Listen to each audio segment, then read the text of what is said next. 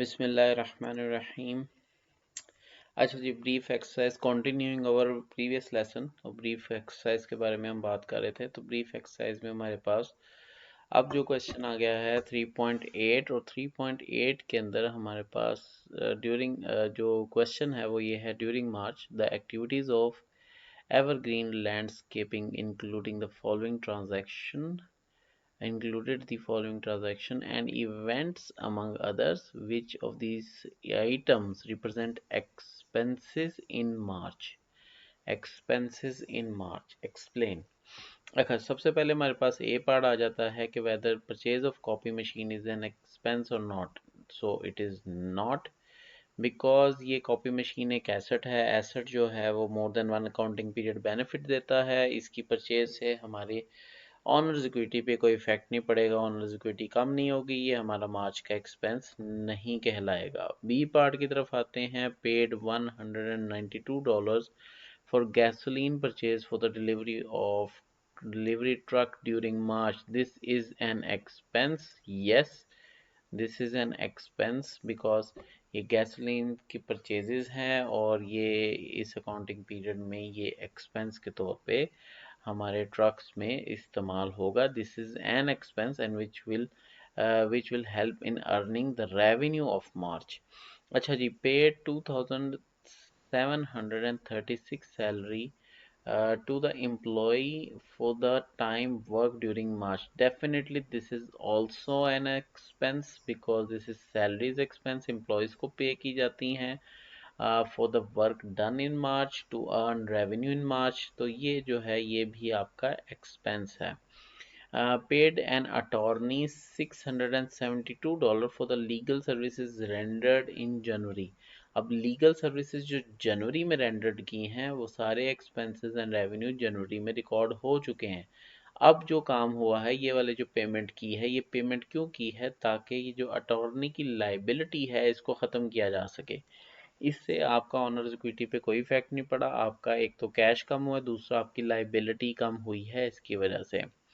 declared and paid $2160 dividend to the shareholders. अब मैंने यही आपको कहा था कि इसकी ट्रीटमेंट डिविडेंड की एक्सपेंस की तरह की होती है, पर ये एक्सपेंस नहीं है, ये कॉन्ट्रैक्ट कैपिटल अकाउंट है, तो इसको हम एक्सपेंस कंसिडर नहीं करेंगे। तो ये हमारे पास क्वेश्चन एक ब्रीफ एक्सरसाइज 3.8। उसके बाद हमारे पास आ जाती है ब्रीफ एक्सरसाइज 3.9।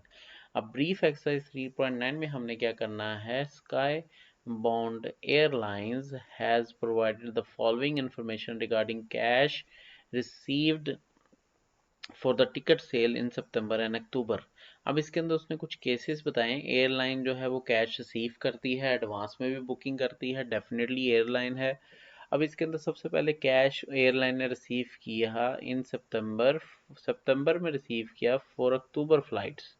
ठीक है, कैश रिसीव किया in October for October flights, cash receive किया in October for November flights. अब हमने यहाँ पे रियलाइजेशन प्रिंसिपल को अप्लाई करना है। दिस इज रियलाइजेशन प्रिंसिपल, और उसमें हमने ये डिसाइड करना है कि अक्टूबर की इनकम में हमने कितनी अमाउंट जो है वो शो करनी है, हाउ मच रेवेन्यू, कितना रेवेन्यू। तो एक बात याद रखिएगा, रियलाइजेशन प्रिंसिपल का मतलब ये है कि जब भी सर्विसेज रेंडर्ड कर दी जाएं या गुड सेल कर दी जाएं तब रिकॉर्ड करना है। ज़रूरी नहीं है कि उसके अगेंस्ट हमें कैश रिसीव हुआ हो। फॉर एग्जांपल ये वाला जो पोर्शन है इसको हम निकाल देंगे, क्योंकि अक्टूबर में जो कैश रिसीव हुआ है, रिसीव कैश अक्टूबर में हुआ है, लेकिन जो सर्विसेज देनी है एयरलाइन ने वो नवंबर में देनी है। तो रेंडर और सर्विस रेंडर जो हो रही है वो नवंबर में हो रही है, तो this is not recognize as October revenue. हाँ, सितंबर में जो कैश रिसीव किया, कैश उन्होंने पहले रिसीव कर लिया, लेकिन फ्लाइट्स जानी हैं अक्टूबर में।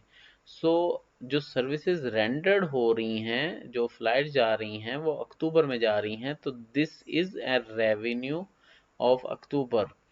और cash receive in October for October flight, this is also these services are providing, the airline is providing services in October. तो 13 लाख की सर्विसेज अक्टूबर में दी थी, तो ये भी जो अमाउंट है ये रेवेन्यू है। इन दोनों को प्लस करके टोटल इनकम आपकी लाख डॉलर्स जो है वो आप जमा कर सकते हैं, जो आपके अक्टूबर की फ्लाइट की रेवेन्यू है। 3.10 आपके सामने क्वेश्चन है। 3.10 में Harley consulting has provided the following information regarding cash payment of employ in May and June. अब इसको जरा पढ़ लेते हैं। सबसे पहले इससे हमें चाहिए क्या, हमने मैचिंग प्रिंसिपल को अप्लाई करना है, जिसमें रेवेन्यू और एक्सपेंसेस को उस अकाउंटिंग पीरियड में मैच किया जाता है, to determine how much salary expense Harley consulting should report in May income statement. अब मई में कितनी इनकम स्टेटमेंट, हमने इनकम स्टेटमेंट में कौन से बैलेंसेस शो करने हैं, कौन से एक्सपेंसेस हमने शो करने हैं। तो सबसे पहले आ जाता है हमारे पास सैलरी पेमेंट्स इन मई। मई में सैलरी की पेमेंट्स की for the work performed by employees in April. जो एक्सपेंस इनकर्ड हुआ है ना वो अप्रैल में हुआ है, उसकी पेमेंट मई में हुई है। So this is not an expense in May. मई में ये एक्सपेंस नहीं है, ये एक्सपेंस है कब का, अप्रैल का। उसके बाद salaries payment in May for work perform by employees in May. Definitely ये जो एम्प्लॉयज को सैलरी दी गई है मई में, उन एम्प्लॉयज को जिन्होंने मई में काम किया है, तो ये आपका एक्सपेंस इनकर्ड भी मई में हुआ है, और इसका जो है मंथ भी, इसमें हमने सैलरी पेमेंट भी जो है वो मई में किया। Definitely this is an expense of May, क्योंकि एक्सपेंस इनकर्ड मई में ही हो रहा है। सैलरी पेमेंट्स इन जून, जून में पेमेंट की for the work perform by employees in May. अब जो लोगों ने काम किया वो मई में किया, एक्सपेंस इनकर्ड मई में हुआ है, लेकिन उसकी पेमेंट जून में हो रही है। Definitely it is also an expense, क्योंकि जिस अकाउंटिंग पीरियड का एक्सपेंस है उसी में जाना है अकॉर्डिंग टू रियलाइजेशन प्रिंसिपल। इन दोनों को टोटल करेंगे तो टोटल एक्सपेंस जो हार्ले कंसल्टिंग शो करेगा, हार्ले कंसल्टिंग शो करेगा ओपनली, दैट वुड बी $40,000। जो हमारे ये इस क्वेश्चन के बाद हमें पता लग रहा है कि $40,000 जो है वो हम एक्सपेंस टोटल जो है वो मई में हमारी इनकम स्टेटमेंट में शो होगा। ठीक है, तो ये हमारे पास क्वेश्चन थे। Brief exercise, next time exercises को, इम्पोर्टेंट एक्सरसाइज को परफॉर्म करेंगे। Thank you so much.